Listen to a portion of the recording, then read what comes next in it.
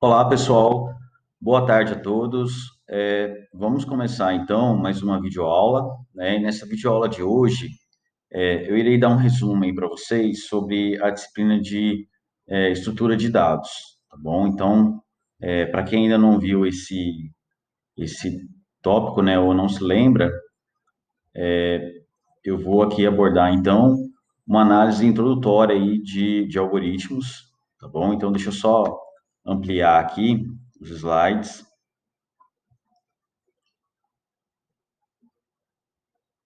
Opa.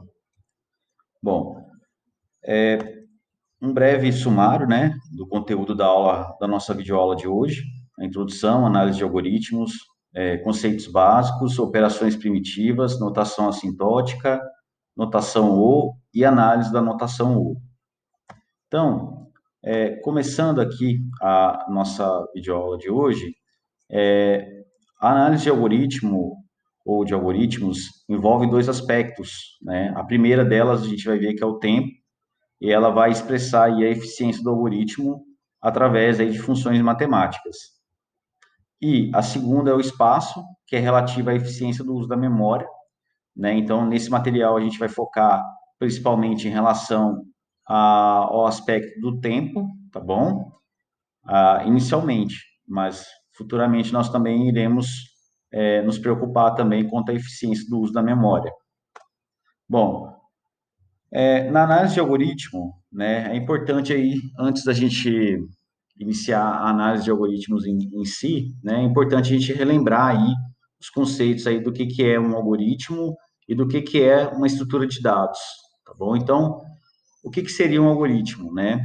Basicamente seria o quê? Uma sequência de passos, né, instruções ou operações, né, com o objetivo principal ali de resolver um determinado tipo de problema computacional, né?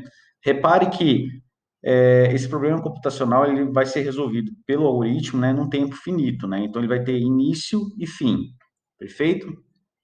Então, a partir disso, pessoal, a gente consegue entender também que o tempo gasto aí por um algoritmo, né, ele vai crescer com o tamanho da entrada, né? E vocês vão entender aqui na aula de hoje também o que seria esse tamanho da entrada, né? Então, o tempo gasto aí para poder, né, executar um algoritmo, né, ele vai crescer com o tamanho da entrada. Assim, é tradicional a gente descrever o tempo de execução de um programa, né, em função do tamanho de sua entrada, né? Então, para isso a gente precisa do quê?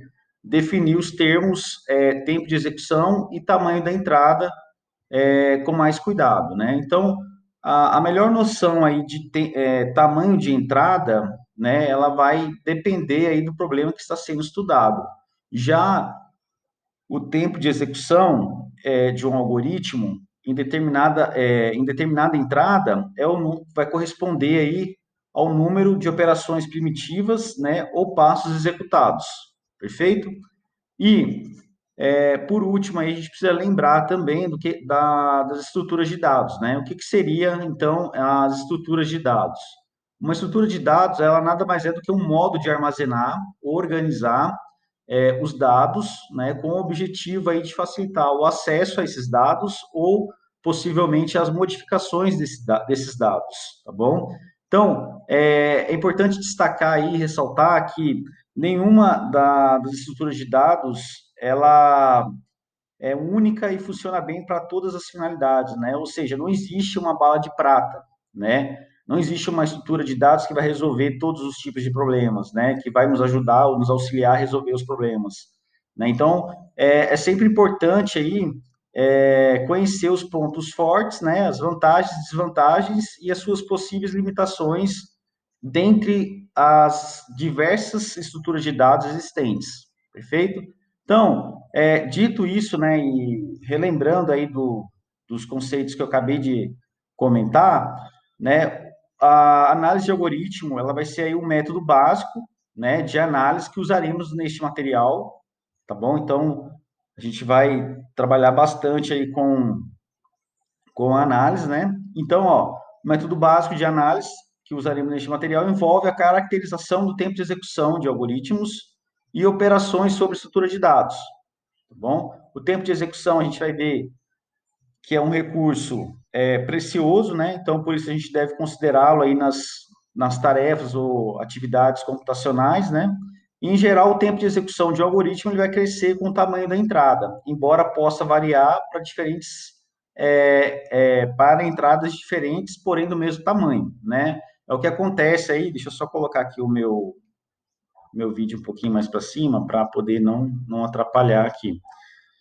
É o que vai acontecer, por exemplo, considerando um vetor ordenado, né, ordenado de forma decrescente ou um vetor aleatório, né? O que acontece? Quando a gente considera aí um vetor, né, a gente quer trabalhar com algoritmo de ordenação, né? Pensando nos algoritmos de ordenação, vamos pegar o caso aí do insertion sort, né, que é um algoritmo de inserção, né? Ele ordena por inserção, conforme as cartas de baralho, né? Conforme a gente, quando está jogando baralho, a gente ordena as cartas, né? É semelhante à forma de ordenação de cartas de baralho, né? Um método de inserção. A gente não se preocupe, por enquanto, né, que a gente vai estudá-lo também, né, na análise, né, de algoritmos. Então, pessoal, é importante, por exemplo, o que seria, a gente vai entender também, não precisam, assim, ficar preocupado com os termos aqui que eu vier a falar, porque a gente vai ter a disciplina toda ainda para poder estudar e entender e trabalhar esses conceitos aí com vocês, tá bom? Então, o que eu quero falar é que considerem aí, ou imaginem aí, ou relembrem o algoritmo de inserção, ou insertion sort, né? A gente vai entender também nessa disciplina conceitos como melhor caso e pior caso, caso médio também, né? Então, o que seria aí o pior caso, né, de ordenação, considerando aí o algoritmo de insertion sort? O pior caso seria quando o vetor ele está ordenado de forma decrescente, uma vez que eu quero ordená-lo de forma crescente. Então, esse seria o pior caso, né? Ou seja, o algoritmo demoraria o tempo máximo ali para poder ordenar, né, esse vetor aí de forma decrescente, tá? E o melhor caso seria quando? Quando o vetor já se encontra ordenado, perfeito? Então, a gente vai entender isso também ao longo da disciplina. Deixa eu passar aqui. Bom, aqui eu tenho um gráfico, né, de tempo de execução em função das entradas, né? Então a gente vai ver aí que aqui eu estou apenas mostrando um gráfico para vocês terem uma ideia, né, das principais funções matemáticas, né? Lembrando aí que no eixo das abscissas ou eixo X eu tenho o tamanho da minha entrada e no eixo das ordenadas, né, o eixo Y, eu tenho aí o tempo, né? Então, conforme eu vou aumentando essas entradas, o tempo ele vai aumentando também, né? Então, aqui é um gráfico somente para vocês terem uma ideia. Eu vou mostrar essas funções reais aí para vocês no material de apoio que eu tenho aqui também e vou disponibilizar para vocês depois da videoaula.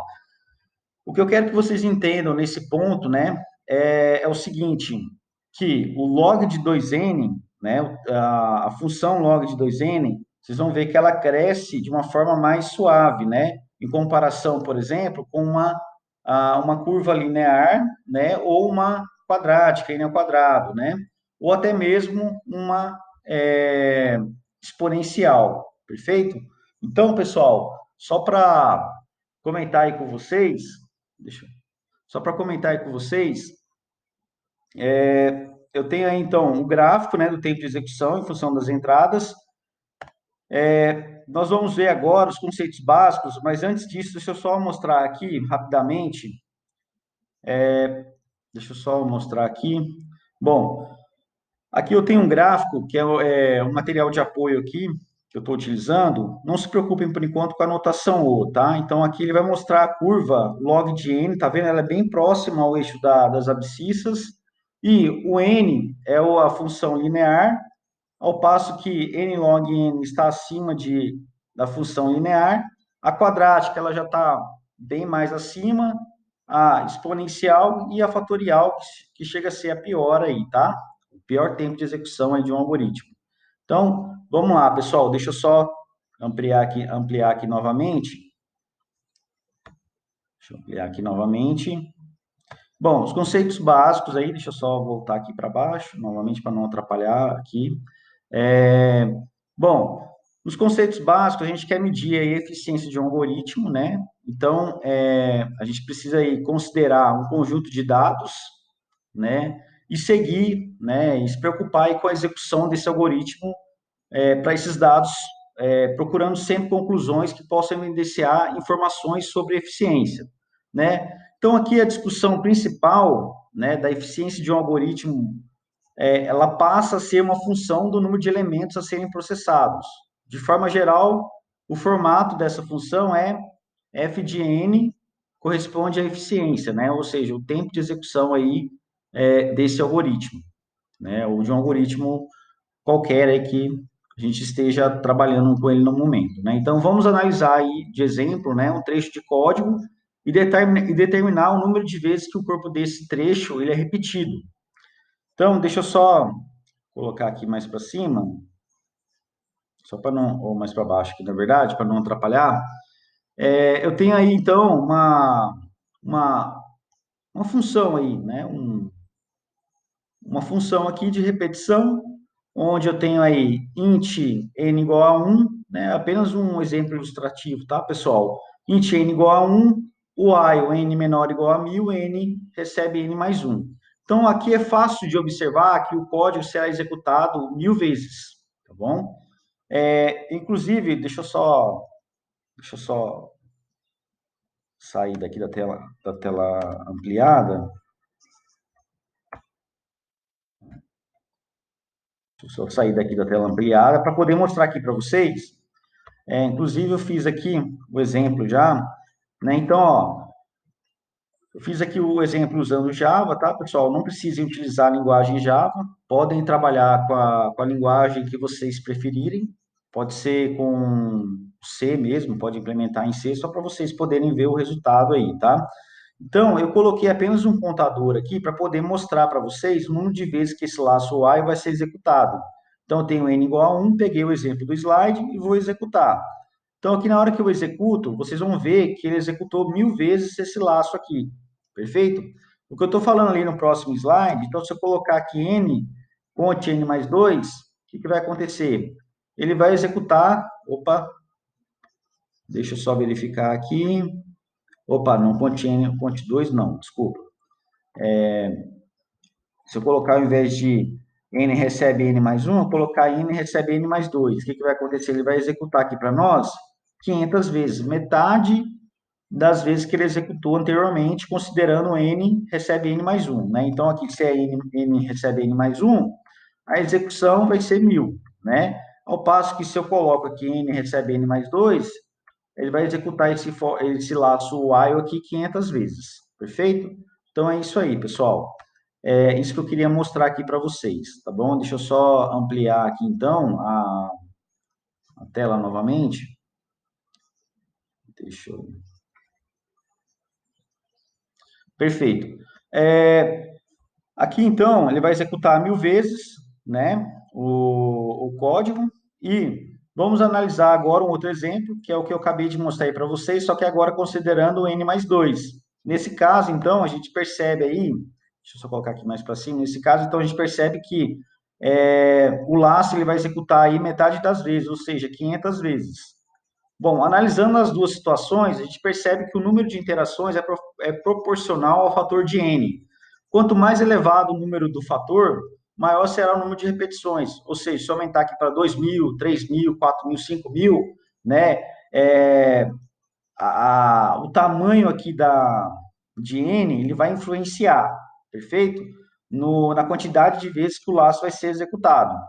Então, como nesse caso a eficiência é proporcional ao número de interações, a eficiência dos trechos apresentados pode ser expressada pela expressão em função de n. Perfeito? Então, uma coisa que eu quero destacar aqui para vocês também, que é importante dizer, é em relação a gente, quando eu quero dizer tamanho da entrada, né, o que isso influencia, né? Por exemplo, você ordenar aí 1000 números, né? Vamos pensar num algoritmo de ordenação que é mais fácil de enxergar. Você ordenar 1000 números é diferente de você ordenar 1 milhão de números. Consegue entender? Então, imagine aí o tamanho da entrada como se fosse o tamanho do vetor aí no nosso exemplo aqui, pensando no algoritmo de ordenação. É, a gente pode pensar assim, o que é mais fácil ordenar, né? Considerando aí um algoritmo de inserção, né? O que é mais fácil, ordenar 1000 números ou 1 milhão de números, né? Então, consequentemente, o tamanho da nossa entrada, do nosso problema, que é a ordenação, né? A gente precisa se preocupar aí com... A gente tem um problema, que tem um vetor desordenado, né? E queremos ordenar esse vetor, seja ele ordenado de forma crescente ou decrescente, né? Então, se no caso a gente quer ordenar de forma crescente, né? Esses números, e eles tiverem eles forem gerados de forma aleatória, né, vamos considerar dessa forma, então, assim, o tempo que eu vou ter para ordenar um vetor aleatório de 1000 posições, ele vai ser menor do que ordenar um vetor aí maior, né, com, por exemplo, aí 1 milhão de posições, perfeito? Isso para qualquer algoritmo de ordenação, entende, pessoal? O tamanho da entrada, ele vai influenciar, né? Ou seja, no tempo de execução e na eficiência dos nossos algoritmos.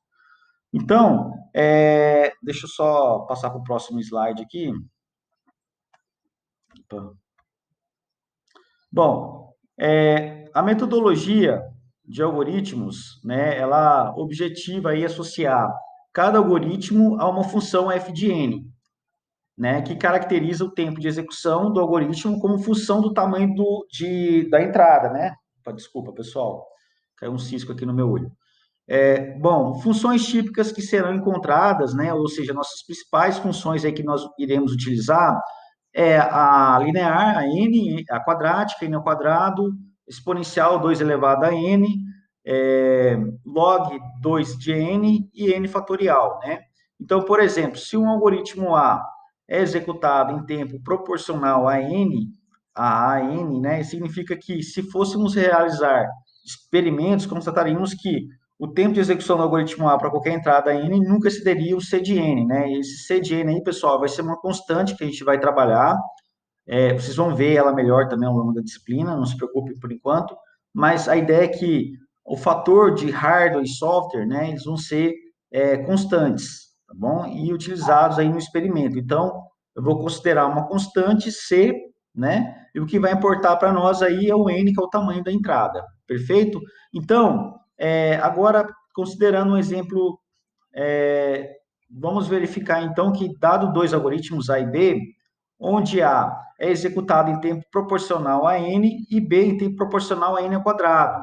O algoritmo A, consequentemente, ele vai ser o quê? Melhor do que o algoritmo B, né? Uma vez que a função n, ela cresce mais devagar que a função n ao quadrado, ou seja, a linear, ela é o quê? Ela cresce mais vagarosamente do que a quadrática. Perfeito, pessoal? Então, a gente vai entender isso aí também, conforme aqui eu já até mostrei aqui no gráfico, né? Deixa eu só voltar aqui. Opa, deixa eu só voltar aqui novamente no material de apoio, né? Então, aqui, ó, vocês podem ver aqui, deixa eu só colocar meu vídeo aqui mais para cima, vocês podem ver que a linear, ela cresce bem mais suave do que a quadrática aqui, ó, n ao quadrado, perfeito?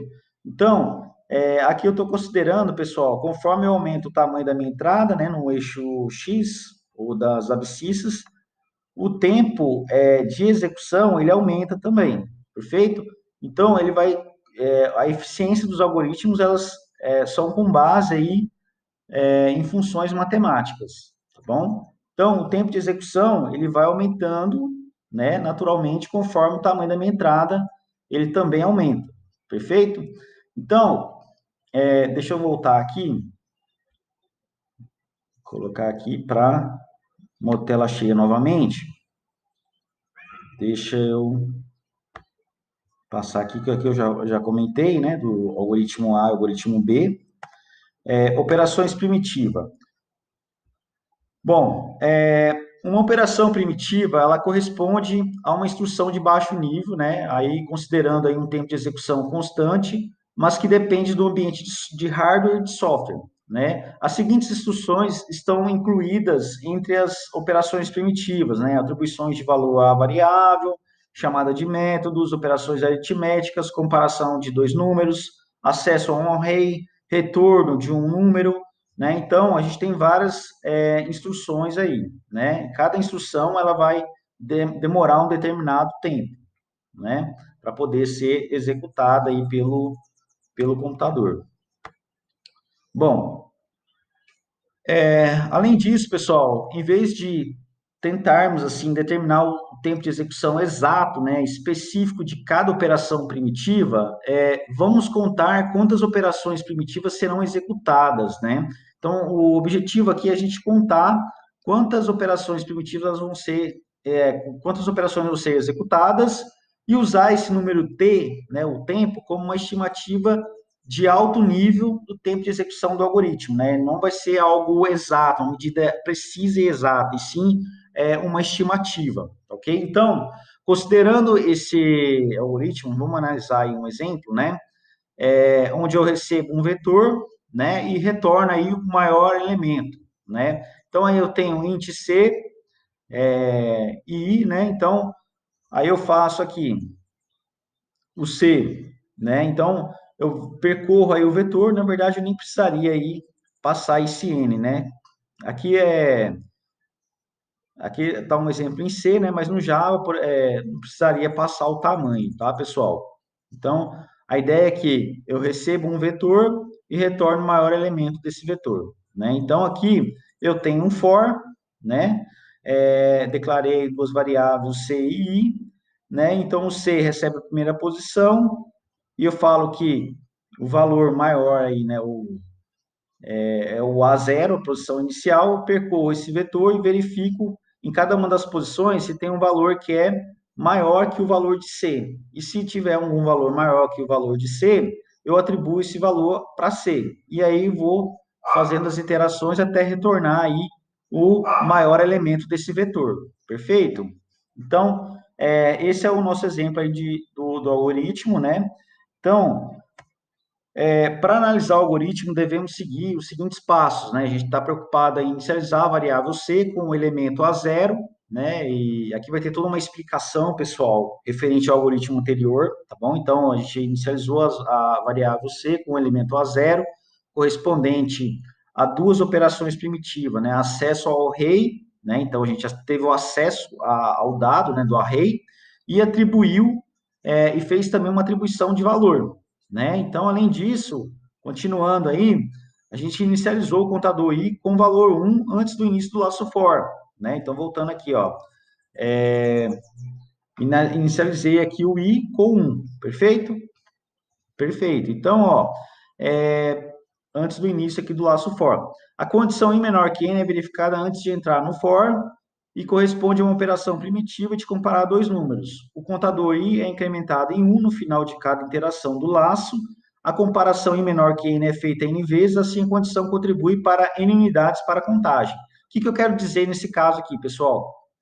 É, essa, essa operação aqui, ela vai ser executada, que eu quero falar para vocês, N vezes, perfeito? Então, a gente vai começar a entender aqui como que relaciona aí uma função matemática, né, com os algoritmos aqui. Então, esse for aqui, vocês têm que entender o seguinte, ele vai estar indo de 1, né, até N, né? Inclusive, eu poderia colocar, porque aqui ele já pegou a primeira posição, né?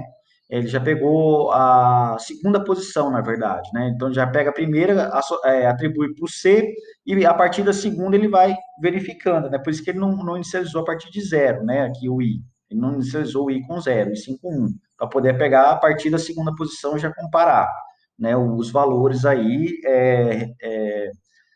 né, para verificar o maior elemento do vetor, né? Então, ele pegou esses valores já a partir do segundo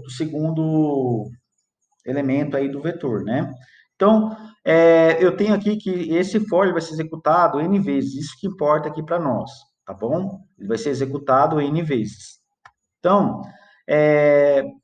bom, a condição I menor que N é verificada antes de entrar no for, I menor que N, corresponde e ela vai corresponder aí a uma operação primitiva de comparar dois números, né? O i e o n.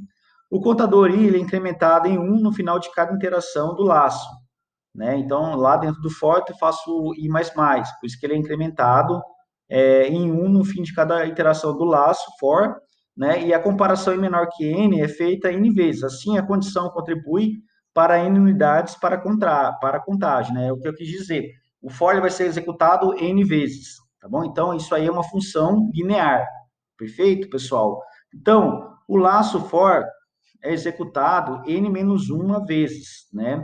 A cada interação, né, AI é comparado com C, duas operações primitivas, indexação e atribuição.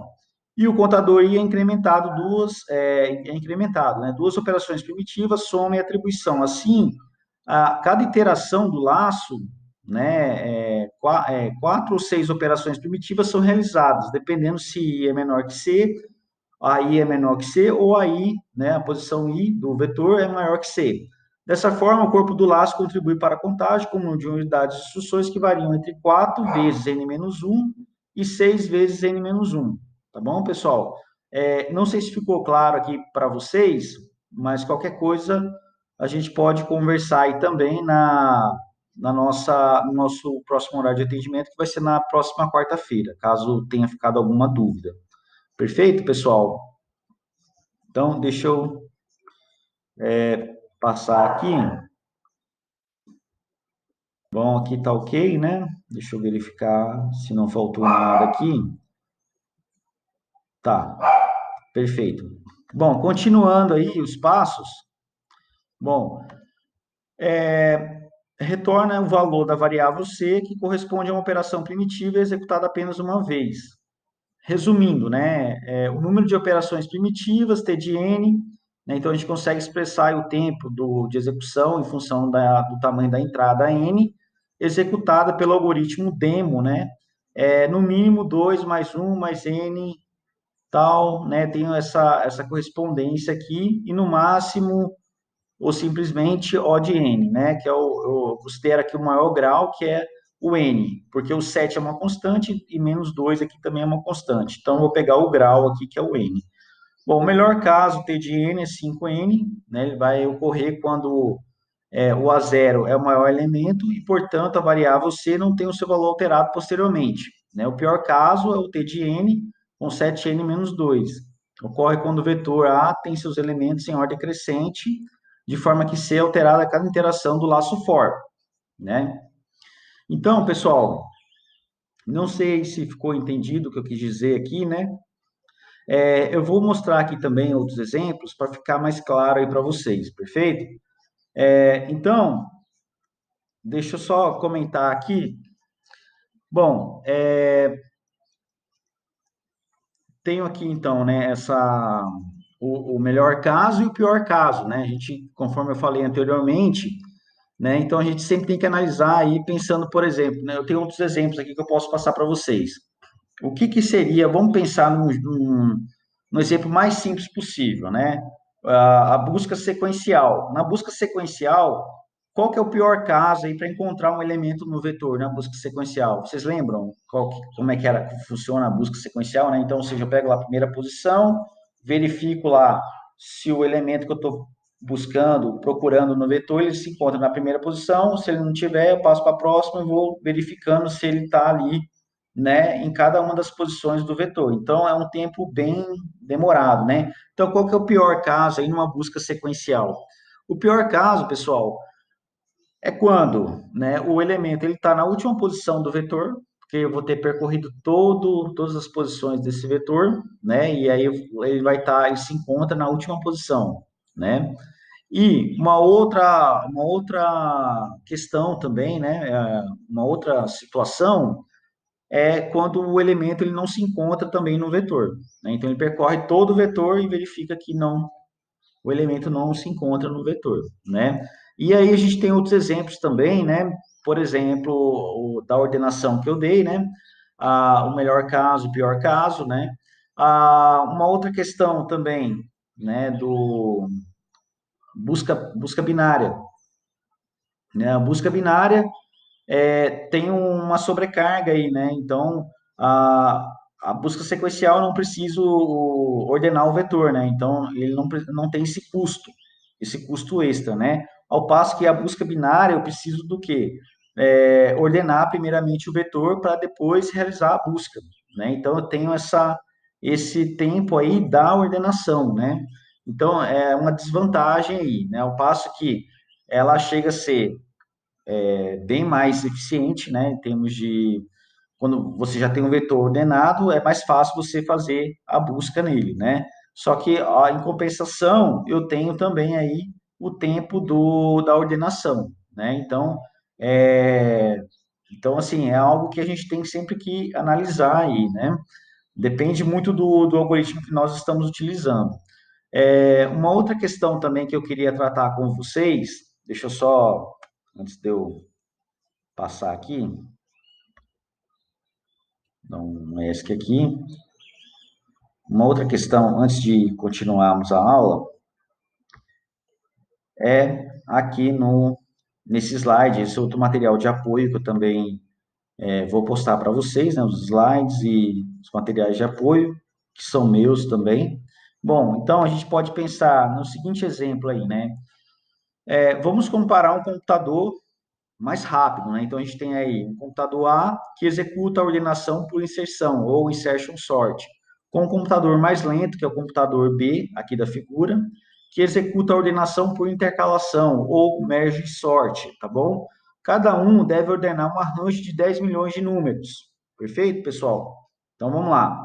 Considerando isso, suponha que o computador A ele execute 10 bilhões de instruções por segundo, né? Ou seja, mais rapidamente do que qualquer computador sequencial existente na época de redação do livro, né? Esse livro que eu estou comentando aqui eu tirei do livro do Cormen, que eu coloquei lá nas referências do Google Classroom para vocês, tá bom? Então, considerando ainda que o computador B execute apenas 10 milhões de instruções por segundo. Assim, o computador A ele vai ser 1000 vezes mais rápido que o computador B, em capacidade bruta de computação, né? Então, repare aí que isso vão ser o quê? Constantes lá. Lembra que eu comentei do CDN lá no outro slide, né?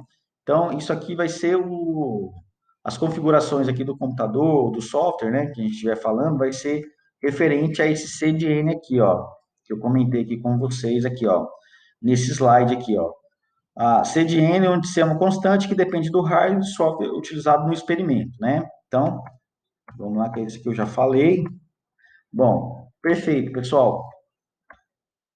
Então, eu tenho aqui essas características, né? O que importa aqui para nós é que o computador A ele é muito mais rápido que o computador B, né? E aqui eu tenho outras situações também que a gente pode considerar aí que um programador melhor que o outro, né? Para poder usar aí você coloca ainda um computador melhor, né? E um programador melhor também para colocar para executar aí o algoritmo de insertion sort, de inserção.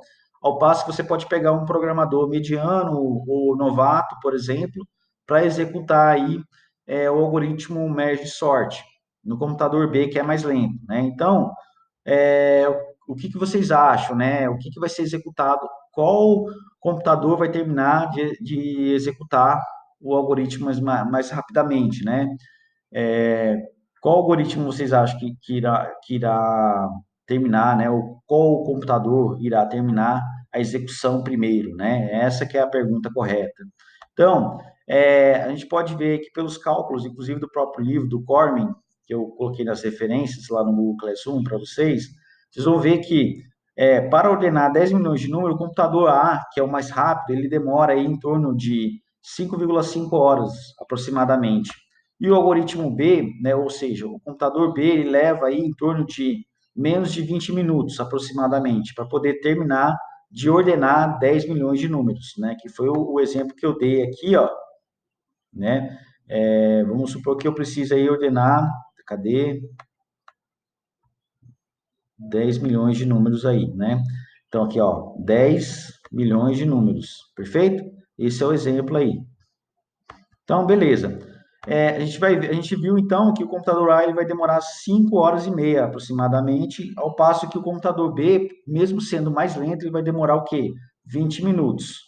Consegue entender, pessoal? Então, usando um algoritmo cujo tempo de execução cresce mais lentamente, até mesmo com o compilador fraco, o computador B funciona mais de 17 vezes rapidamente que o computador A, né?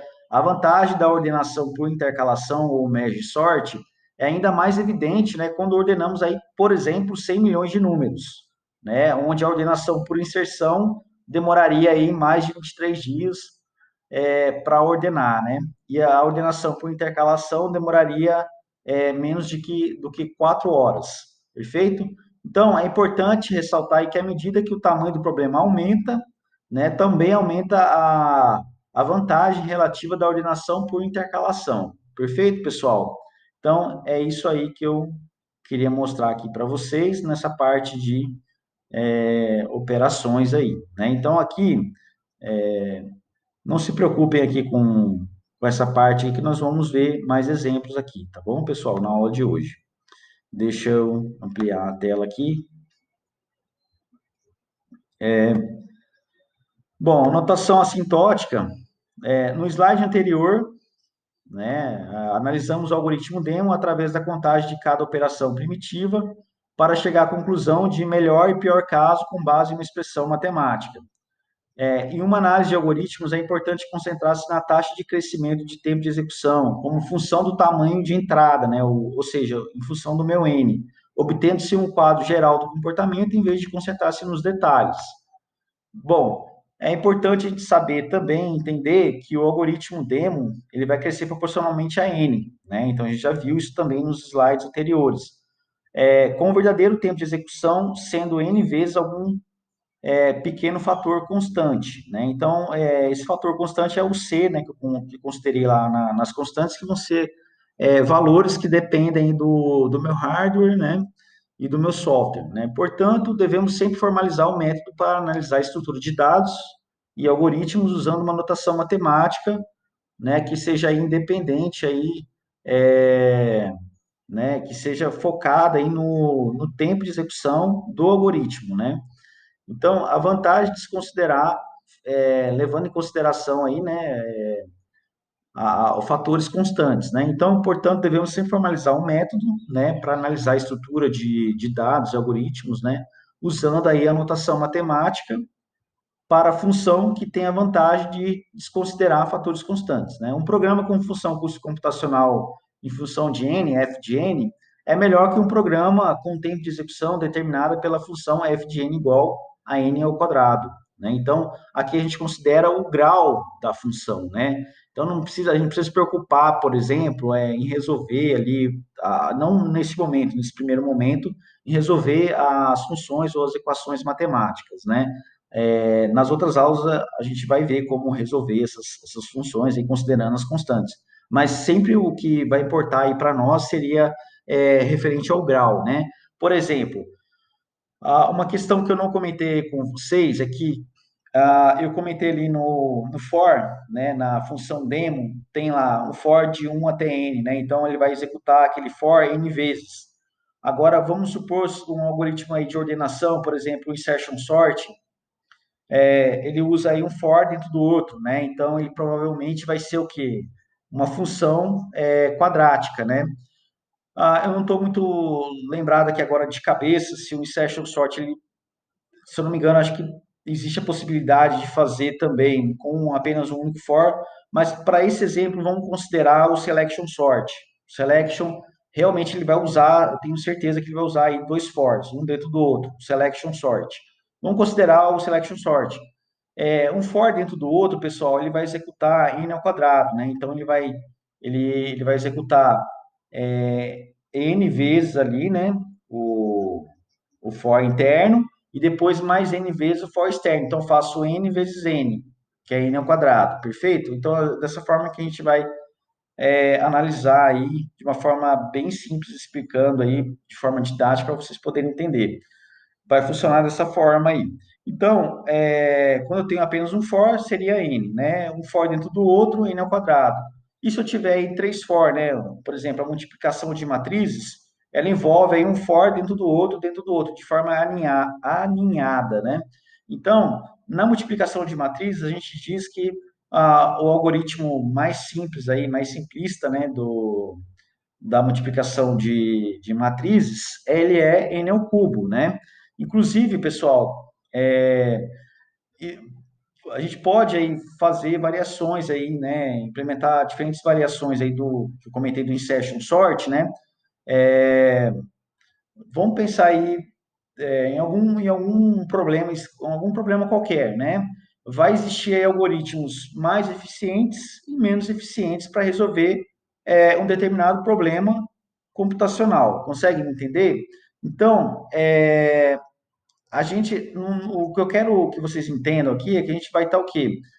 Estudando os algoritmos, né? E vocês vão entender que em relação à parte de hardware do computador, né, isso aí a gente vai meio que acabar, não vai ser tão assim fundamental, né? O que vai importar é o tempo de execução do algoritmo, né, independente da máquina que ele esteja executando. Igual eu dei o exemplo aí do computador A, que executa o insertion sort, o computador B, que um computador A mais veloz, o computador B é um computador mais lento, mais simples, e que executa aí o merge sort, né, o algoritmo de intercalação. Então, a gente viu que o B, apesar de possuir um hardware bem inferior ao computador A, ele consegue executar o algoritmo em um menor tempo, perfeito? Então, é isso que eu quero que vocês entendam aí na aula de hoje, né? Então, dependendo aí do problema, a gente consegue criar ou desenvolver algoritmos mais ou menos eficientes, tá bom? Então, é isso que eu quero que vocês entendam aí. Bom, notação O, deixa eu ver se eu já passei aqui, que eu acho que eu já comentei, das funções quadráticas, já comentei. Uma das preocupações aí com a eficiência é com o problema, né, que envolve um número considerado de elementos, né? Então, assim, sempre a gente vai estar tratando aqui dos problemas, né, e do tamanho da entrada, né? Então, o tamanho da entrada também vai influenciar, né? Então, uma das preocupações com a eficiência é com problemas que envolvem um número considerável de elementos, né? De elementos aí da minha entrada, né? Qualquer algoritmo será eficiente para ordenar, por exemplo, um vetor de 5 elementos, né? Vamos supor, você pegar o selection sort, o insertion sort, merge, quick sort, todos eles vão ser eficientes para uma entrada pequena. É isso que eu quero dizer nesse item aqui. Então, entretanto, à medida que o número de elementos cresce, o esforço necessário começa a diferenciar-se de forma considerável, né? Então, para ilustrar esse fato, vamos considerar uma tabela com aqui 1 bilhão, né? 1 bilhão aqui, ó, seriam 6 casas, seria 1 milhão, né? Então, 1 bilhão de elementos. Né? Uma procura sequencial, ela exige aí uma média de 500 milhões de comparações, né? Ao passo que uma procura binária realiza no máximo 61 comparações, né? Foi a questão que eu comentei com vocês. Só que aí exige o custo também da ordenação desse vetor, né? Então, é uma coisa a se pensar, tá bom? A gente tem que sempre estar analisando, né, se o custo ali da ordenação ele vai compensar ou não, né? Justamente porque eu vou passar um trabalho aí para vocês, né? E nesse trabalho vocês vão conseguir avaliar de forma prática o que eu estou falando aqui. Bom, iremos estudar esses algoritmos no decorrer também da nossa disciplina. Pessoal, deixa eu só acender a luz aqui um instante, porque acabou escurecendo aqui rapidinho. Só acender a luz. Pronto. Acho que agora melhorou aqui, né? Bom, continuando, né? Para exprimirmos uma aproximação da relação entre a quantidade de trabalho necessário, o número de elementos que utilizamos em uma notação matemática conhecida por Big O, né? O grande O, né? Considere a função f de n a seguir. Essa função aqui é f de n mais n ao quadrado.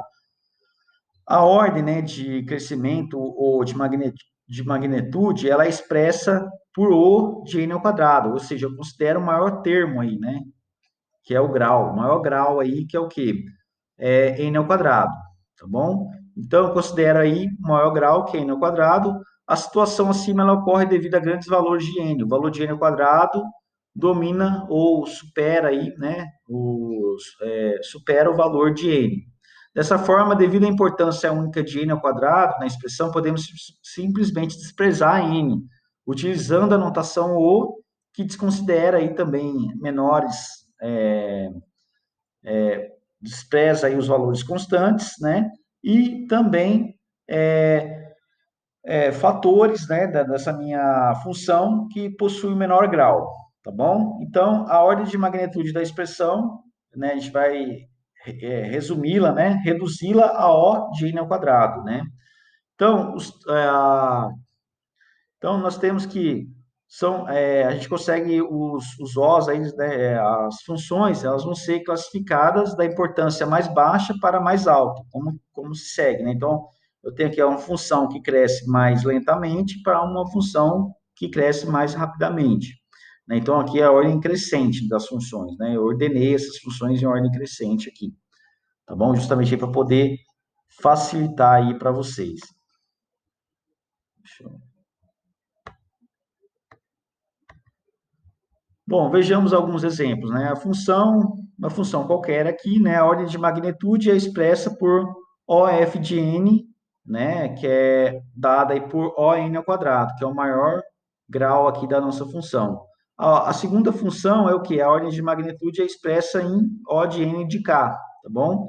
É, nós temos também, né? Os termos são classificados da importância mais baixa para mais alta, que eu comentei, e agora vamos analisar no próximo slide uma tabela de comparação das grandezas aí de várias funções assintóticas.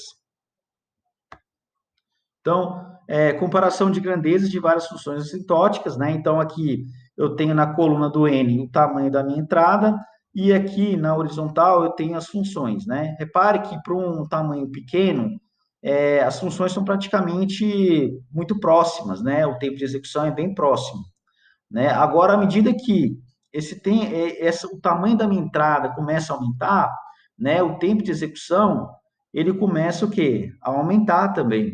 Repare que quando eu tenho aqui, ó, tamanho igual a 100, né? Conforme eu vou executando aqui, né, em diferentes algoritmos, imagine cada uma dessas funções aqui como se fosse algoritmos aí, por exemplo, de diferentes tipos de algoritmos, né?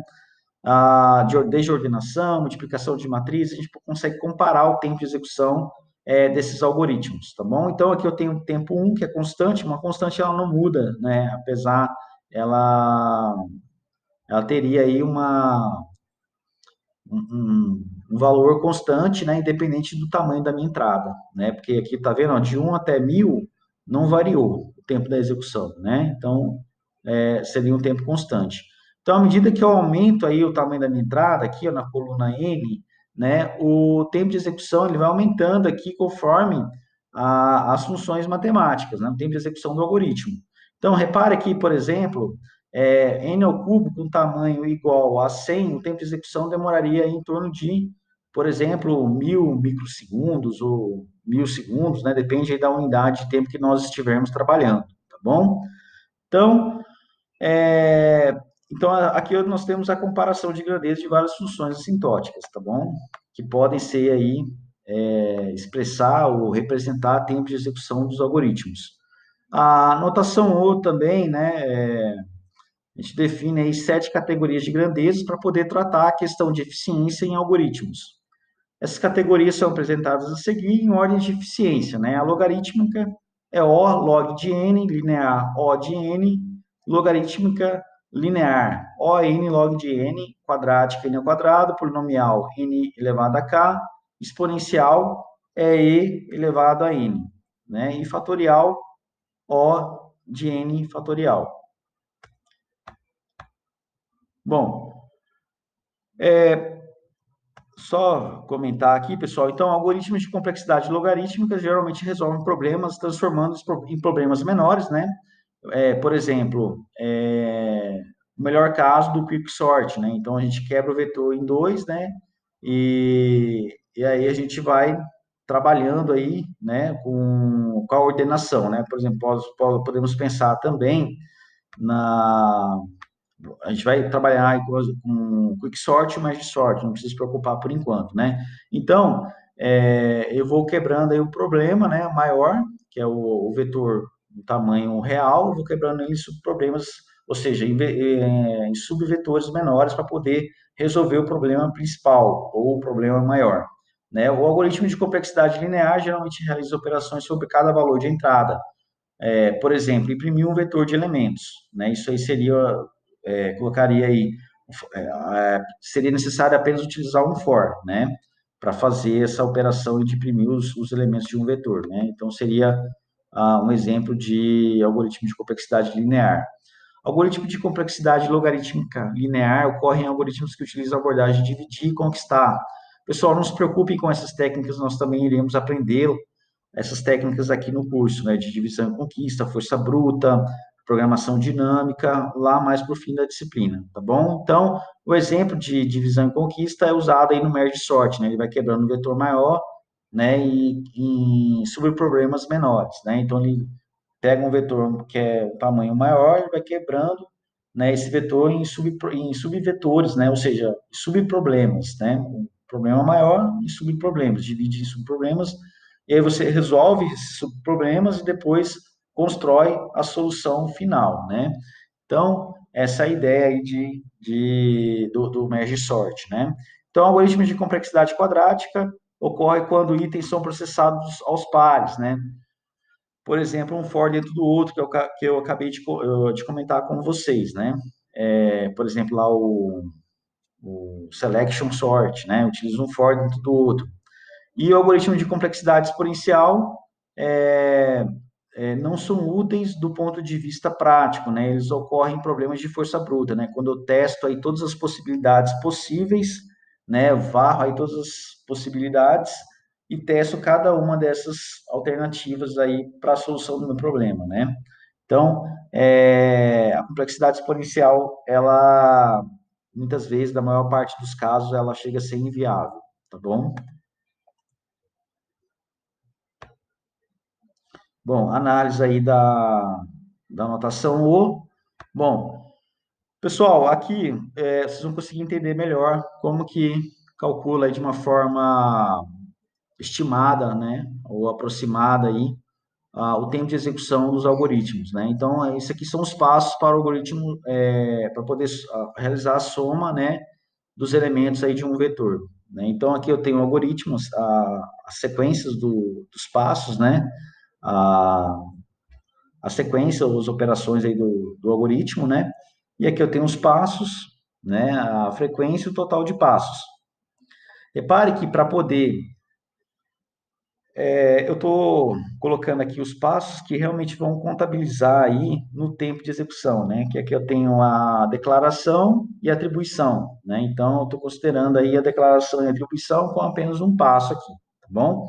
Então, a frequência também vai ser 1. Aqui eu tenho o quê? Um passo e n mais 1 de frequência. Por quê? O for ele sempre executa, ele vai executar aí de 1 até n, né? De 1 até n, e ele sempre faz o quê? Uma última verificação, né? Quando o valor de i for maior que n, ele vai fazer uma última verificação. Por isso que eu tenho aqui n mais 1, porque aí ele verifica que já extrapolou aqui o valor de n, né? Para poder justamente realizar a condição de parada e sair do for. Então, esse mais 1 aqui é referente à última verificação aí que o for ele faz para poder realizar aí a condição de parada, né? E sair do for, perfeito? Então, eu tenho aqui n mais 1 passos, e aqui eu vou realizar isso aqui n vezes, né? Qualquer operação que estiver aqui dentro vai ser realizada n vezes, e dar um return, que seria também uma vez. Então, total de passo, eu tenho 1 mais n mais 1 mais n mais 1. Então, aqui eu tenho 2n mais 3, tá bom? Somando aí. Ah, o próximo exemplo, então, né, continuando, na verdade, analisando o código e observando a expressão 2n mais 3, se desprezarmos os termos de menor valor, né, que é o grau aí de crescimento da nossa função, nós temos que, então, f de n é igual a n, tá bom? Logo, a notação O será O de n.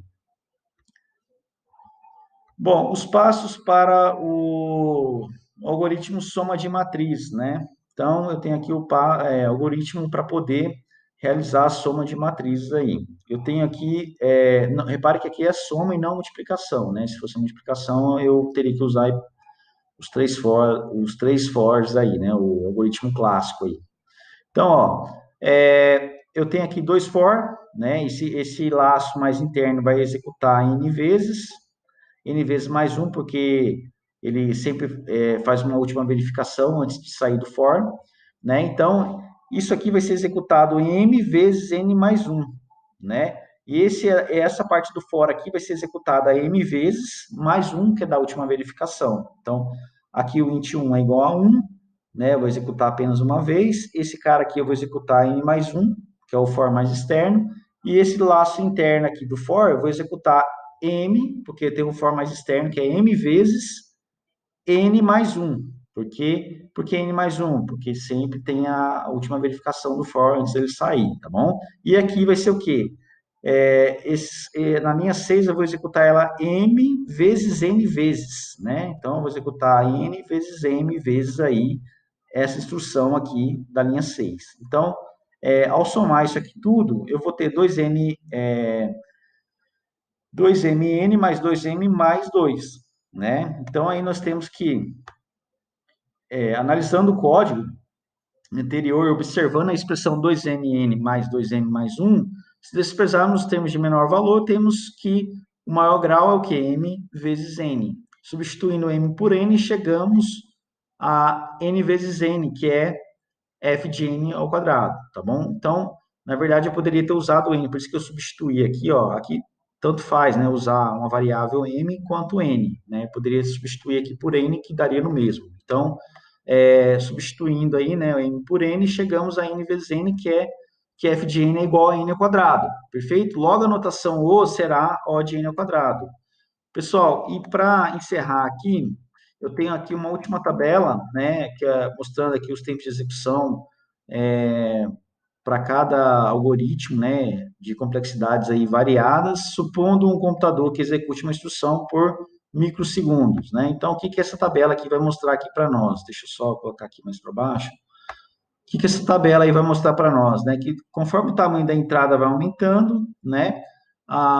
O tempo de execução ele vai aumentando conforme as funções matemáticas, né? Até chegar aqui de 2 elevado a n, né? Onde eu tenho aqui que poderia demorar aí em torno de milênios a execução de um algoritmo que fosse O de 2 elevado a n. Perfeito, pessoal? Então, olhando assim, né, a gente olha aí, assim, a gente não consegue imaginar muito um algoritmo que pudesse demorar algo assim, né, em torno de milênios, né? Então, deixa eu só reduzir aqui a tela, né, antes de eu encerrar a aula aqui, só comentar aqui com vocês, eu vou postar os slides lá no Google Classroom, né? Deixa eu só comentar aqui com vocês rapidamente.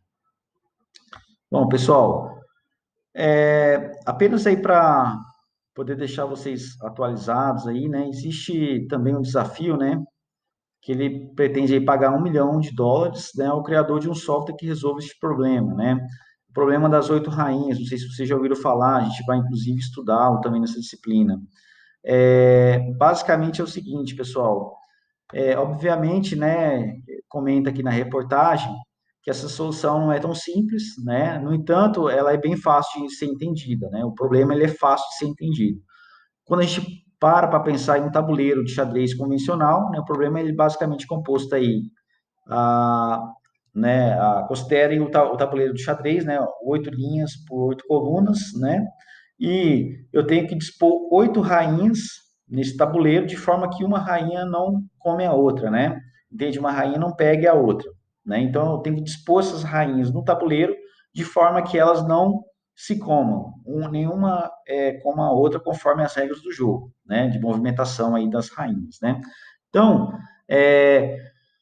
esse problema matemático ele já possui uma solução, né, 8 por 8. No entanto, quando o conceito é expandido para tabuleiros muito maiores, pense em algo na casa de 1000 por 1000, né, a solução ela fica exponencialmente mais complexa, né? Então, por esse motivo, os pesquisadores acreditam que um software de computador levaria pelo menos um milênio para conseguir resolver a questão. E aí é que entram os competidores, tá bom? Então, só para poder ilustrar aí para vocês e mostrar que existem problemas que os algoritmos existentes atualmente demorariam aí na faixa de milênios para resolver um determinado tipo de problema, tá bom? Então, vou deixar essa reportagem para vocês, para quem se interessar e quiser ler sobre o assunto, tá bom? E uma última reportagem mais atual, né, do dia 20 de janeiro deste ano, a Toshiba ela cria um algoritmo que é mais rápido num PC que um supercomputador. O novo algoritmo ele resolve problemas de análise combinatória até 10 vezes mais rápido que um computador quântico baseado em lasers, né? Então, o que acontece, né? Esse o algoritmo ele é um algoritmo de bifurcação simulada, né? Ele foi criado por Hayato Goto, um pesquisador japonês aí, né, da sênior da Toshiba, depois de perceber como as qualidades de certos sistemas complexos podem mudar repentinamente após a adição de novas entradas, criando um fenômeno chamado bifurcação. Ele é um algoritmo aí de otimização combinatória que tenta extrair uma solução aproximadamente de um alto número de combinações possíveis, né? Então, pessoal, é só para poder ilustrar aí para vocês, quem tiver interesse depois, dá uma lida aí para vocês entenderem, né, como que a importância aí também dos algoritmos, né, de se estudar os algoritmos, né. Então, eu vou postar para vocês também algumas atividades aí que, a princípio, não vão valer ponto, né, não vai valer pontos, mas que já servem para vocês poderem estudar para a prova, né, e, inclusive, pode ter uma ou outra questão aí da prova que, né, parecida, que vocês já vão ter conseguido resolver nas listas de exercícios, tá bom? Bom, um grande abraço a todos e até a nossa próxima videoaula. Um abraço, pessoal, até mais.